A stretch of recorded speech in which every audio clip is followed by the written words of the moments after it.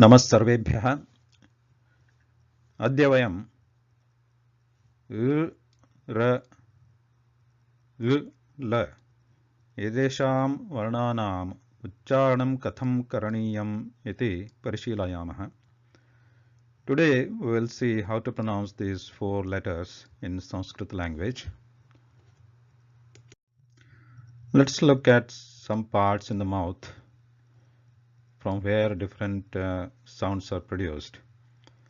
The first one is the talu or palate, which is the soft part in the top cavity of the mouth, and a little bit ahead of that is murdha, the hard top part, and dantaha, the back side of the teeth.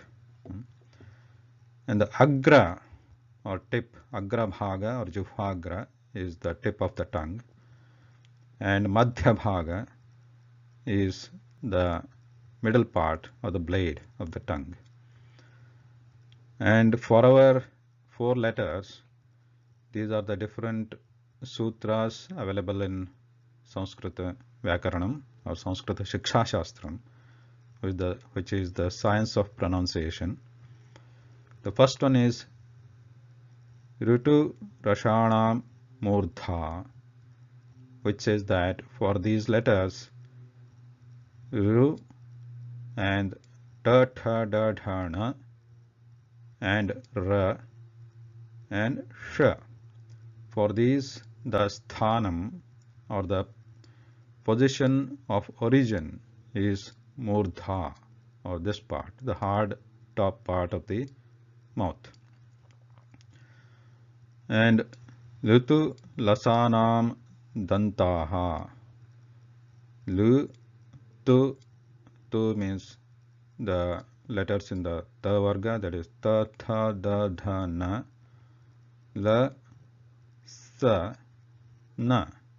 For these the position of origin is dantaha, backside or behind the teeth. So not only this position of origin, there is also something called karanam, or the instrument or the part of the tongue which is used to produce these sounds. So for this dantyaha jihvagra karanaha, that means the sounds which are produced from danta or the teeth, the tip of the tongue, jihvagra karana means the tip of the tongue is going to be the instrument. And rascha, that means for producing the sound ra, this ra, the instrument is going to be the same, tip of the tongue. So this we need to understand first. Rutu rashanam murdha, rutu lasanam dantaha, dantya jihvagra karanaha, rascha. The first letter ra, or it is also called refa in Sanskrit, refa sound or ra, the sthanam, the position of origin is murdha, or the top hard part of the mouth, and the karanam or the instrument is jihvagra karana, means the tip of the tongue. And note that the refa or the sound ra is made of this vyanjanam or the consonant ra and then adding a to it. So when we try to touch the tip of the tongue to the hard top part of the mouth, that is murdha, then the sound ra is produced.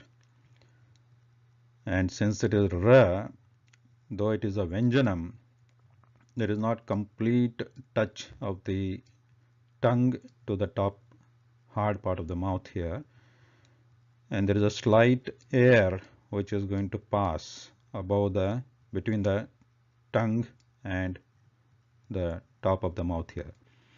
So when we try to say ra, the tip of the tongue is trying to touch the murdha in the mouth.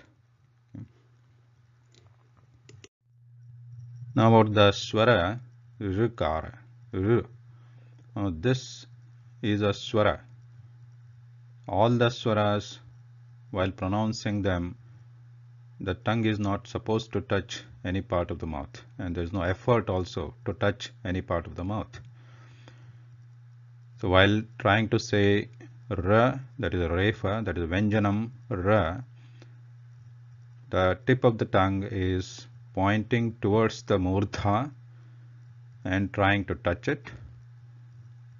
But while pronouncing the swara r, the tip of the tongue is shaped in such a way that the air is being forced out of the mouth. So the tip of the tongue, though it is near the murdha, it is not trying to touch or not pointing towards the murdha, but we are trying to force the air out of the mouth.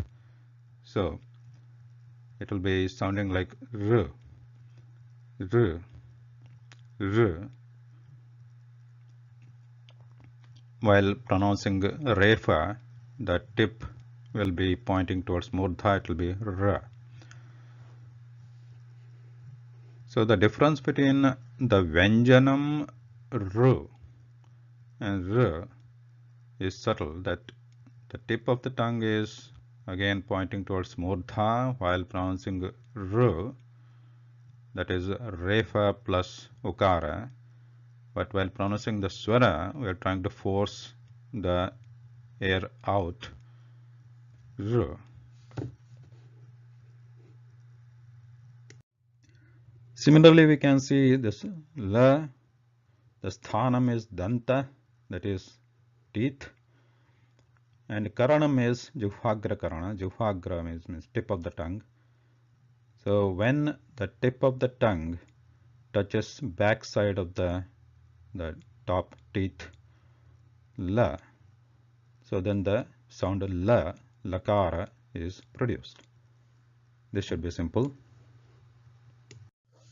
Similarly, Lukara is also, the sthanam is danta, or the back of the teeth, but because it is a swara, is not supposed to touch the back of the teeth there. So while pronouncing L, we are trying to force the air out of the mouth without touching the back of the teeth. L. But while saying L, there is the tip of the tongue is going to be in contact with the back of the teeth, la, whereas l, we are trying to force the air out of the mouth without touching the back of the teeth because it is a swara. L. Now it's interesting to note that the refa, the sthanam is murdha, and for the lakara, the sthanam is danta, the back of the teeth.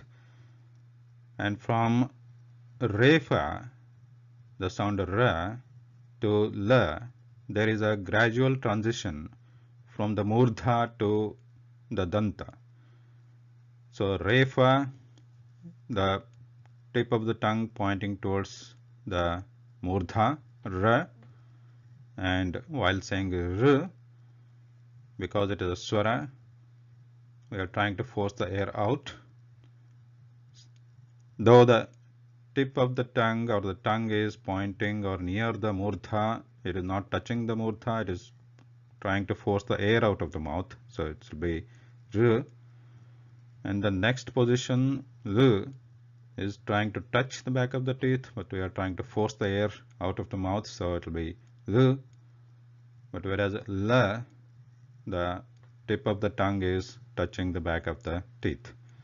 So there is a gradual transition from murdha to danta. That is one thing to note. Now some examples of these sounds used in these words. The word Krishna, Krishna, we are trying to pronounce the swara r, not the Vyanjanam ru. not Krishna. Krishna. It will be Krishna. Same thing as Rishi, not Rishi. With la, the Vyanjanam la, lavanam, not luvanam, luvanam. Or kliptam is the swara lu, not the Vyanjanam lu, not kliptam, kliptam. Because of this, in Devanagari script, the symbol for this R looks like the combination of L and R. It is just for writing purpose of the script. It is not to be pronounced as R. There is no Sanyuktaksharam or the conjunct letter combination of L and R. It is just L. So it should be pronounced kliptam, not kliptam or kliptam. Kliptam. These are the differences in pronunciation of these different sounds. Thank you and Dhanyavada.